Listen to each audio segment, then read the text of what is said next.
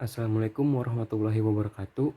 Perkenalkan, nama saya Eksan Setio Putra Purwadi dengan NIM 3336 200057 dari jurusan Teknik Sipil Universitas Sultan Ageng Tirtayasa.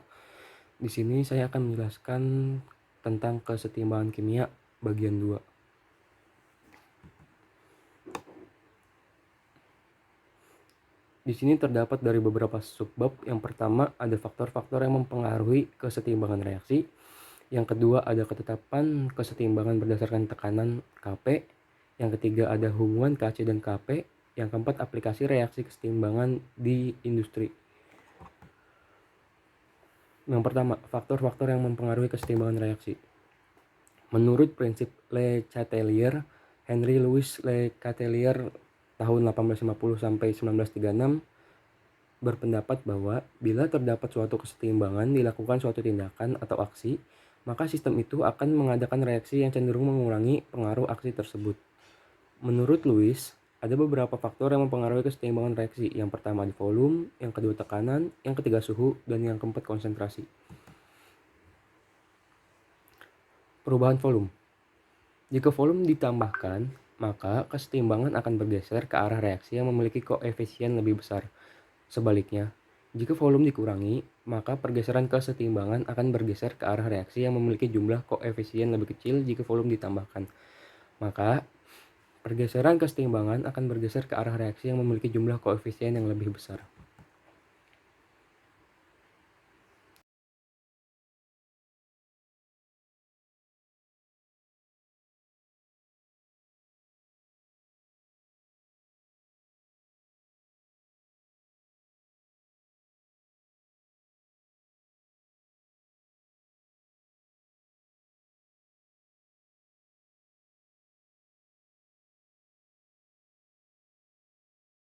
Selanjutnya ada perubahan tekanan.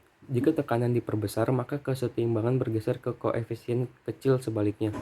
Jika tekanan diperbesar, maka kesetimbangan bergeser ke koefisien reaksi besar. Jika tekanan ditambahkan, maka pergeseran kesetimbangan akan bergeser ke arah reaksi yang memiliki jumlah koefisien lebih kecil. Selanjutnya perubahan suhu. Jika suhu dinaikkan, maka kesetimbangan akan bergeser ke arah pembentukan senyawa-senyawa yang menyerap endoterm. Ciri reaksi ini adalah harga delta H, delta H-nya positif. Delta H adalah harga perubahan panas atau kalor. Jika suhu diturunkan, maka kesetimbangan akan bergeser ke arah pembentukan senyawa-senyawa yang melepas panas eksoterm. Ciri reaksi ini adalah harga delta H-nya negatif. Selanjutnya ada perubahan konsentrasi. Jika konsentrasi unsur atau senyawa di salah satu ruas ditambah, maka kesetimbangan akan bergeser ke arah yang berlawanan. Sebaliknya, jika NH3 ditambah, maka kesetimbangan akan bergeser ke arah N2 atau H2 reaktan kiri. Jika konsentrasi unsur senyawa di salah satu ruas dikurangi, maka kesetimbangan akan bergeser ke arah dirinya sendiri. Selanjutnya yang kedua ada subbab mengenai tetapan kesetimbangan berdasarkan tekanan, Kp. Tetapan kesetimbangan atau K. Tetapan kesetimbangan atau K merupakan konstanta atau angka atau nilai tetap perbandingan zat ruas kanan dengan ruas kiri pada suatu reaksi kesetimbangan. Tiap reaksi memiliki nilai K yang khas, yang hanya berubah dengan pengaruh suhu. Ada dua macam tetapan kesetimbangannya, yaitu Kc dan Kp. Perbedaannya adalah Kc diukur berdasarkan konsentrasi molar zat-zat yang terlibat, Kp diukur berdasarkan tekanan parsial gas-gas yang terlibat, atau khusus fasa gas. Simbol Kc jarang digunakan. Ada beberapa simbol lain untuk Kc sesuai jenis reaksi kesetimbangannya, seperti K untuk reaksi kesetimbangan secara umum, Ka untuk reaksi kesetimbangan asam lemah, Kb untuk reaksi kesetimbangan basa lemah, Kw untuk reaksi kesetimbangan air, dan Kh untuk reaksi kesetimbangan hidrolisis. Rumus tetapan kesetimbangan Kc. Rumus tetapan kesetimbangan Kc secara garis besar merupakan perbandingan hasil bagi antara konsentrasi molar zat-zat ruas kanan dengan konsentrasi molar zat ruas kiri yang dipangkatkan dengan koefisiennya. Karena fasa padat, solid, dan cair liquid tidak memiliki konsentrasi, maka kedua fase ini tidak dilibatkan dalam rumus tetapan kesetimbangan Kc. Diberi nilai sama dengan 1. Adapun rumusnya Kc sama dengan zat ruas kanan dipangkatkan koefisien dibagi zat ruas kiri dipangkatkan koefisien. Perlu diingat, tanda kurung siku merupakan simbol untuk konsentrasi molar zat. Rumus tetapan kesetimbangan gas Kp.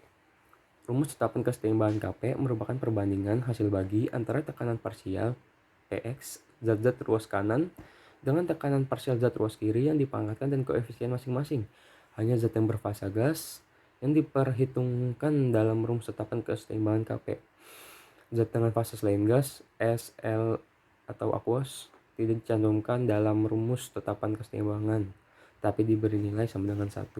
Rumus dari Kp adalah tekanan parsial zat ruas kanan dipangkatkan koefisien dibagi tekanan parsial zat ruas kiri dipangkatkan koefisien. Subbab selanjutnya ada hubungan Kc dan Kp.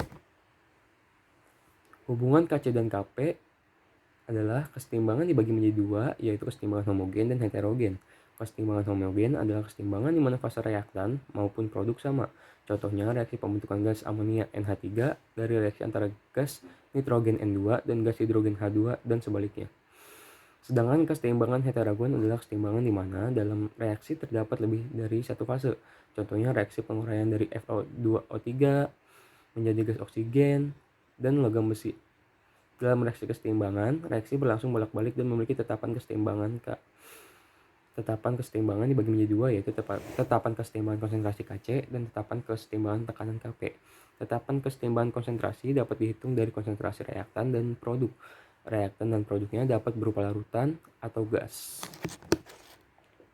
Dalam perhitungan konstanta kesetimbangan reaksi homogen, semua substansi dalam reaksi berfasa sama. Konsentrasi substansi dalam sistem larutan dapat dinyatakan dalam konsentrasi molar, sehingga K dapat juga ditulis Kc. Untuk reaksi homogen dalam fasa gas, konsentrasi substansi dalam wujud gas dapat dinyatakan sebagai tekanan parsial substansi dan simbol konstanta kesetimbangannya menjadi Kp konstanta kesetimbangan. K dapat dinyatakan sebagai rasio dari perkalian konsentrasi reaktan-reakan dibagi perkalian konsentrasi produk-produk, di mana konsentrasi dari masing-masing substansi dipangkatkan koefisien stoikiometri dalam persamaan reaksi setara.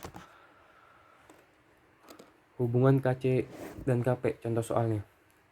Diketahui reaksi kesetimbangan N2O4 menjadi 2NO2 pada suhu 300 Kelvin. Reaksi di atas memiliki Kc sebesar sama dengan 0,3 mol per L jika R 0,082 LATM per mol K. Maka harga Kp pada suhu 300 K untuk reaksi di atas adalah konversikan Kc min Kp hanya dapat dilakukan untuk zat berfasa gas. Diketahui T suhunya 300 Kelvin, R itu tetapan gas ideal itu senilai 0,082 LATM per mol K, Kc-nya itu ada 0,3 mol per L, terus N kanannya itu ada 2 dan N kirinya ada 1. Ditanya Kp. Delta N jadi N kanan dikurang N kiri. N kanannya 2 dikurang 1, N kirinya 1, jadi sama dengan 1. Kp, rumus Kp, Kc dalam kurung RT dipangkatkan delta N. Kc dimasukkan saja langsung, Kc-nya 0,3, R-nya 0,082, dan T-nya itu 300 dipangkatkan 1. Jadi 0,3 dikali 0,082 dikali 300 hasilnya 7,38 ATM. Subbab keempat ada aplikasi reaksi kesetimbangan di industri. Aplikasi reaksi kesetimbangan di industri yang pertama ada amonia. Amonia dibuat dengan cara mereaksikan gas nitrogen dengan gas hidrogen. Proses pembuatan amonia pertama kali dilakukan oleh Fritz Haber dan Karl Bosch. Oleh karena itu, proses pembuatan amonia dikenal dengan proses Haber-Bosch dengan persamaan reaksi sebagai berikut. N2 yang berbentuk gas ditambah 3H2 bentuk gas menjadi 2NH3 berbentuk gas. Yang kedua ada asam sulfat. Pembuatan asam sulfat dilakukan melalui proses kontak. Caranya dengan membakar belerang murni di udara agar terbentuk gas SO2. Reaksinya S yang berbentuk solid ditambah O2 berbentuk gas menjadi SO2 yang berbentuk gas. Ketiga ada gas klor. Pembuatan gas klor Cl2. Pembuatan gas klor dilakukan dengan proses Decken. Caranya dengan mengoksidasi gas asam klorida dengan oksigen di udara. Reaksinya berlangsung dengan persamaan sebagai berikut. 2HCl berbentuk gas ditambah setengah O2 berbentuk gas menjadi H2O berbentuk gas plus Cl2 berbentuk gas. Sekian yang bisa saya sampaikan, kurang lebihnya mohon maaf. Wassalamualaikum warahmatullahi wabarakatuh.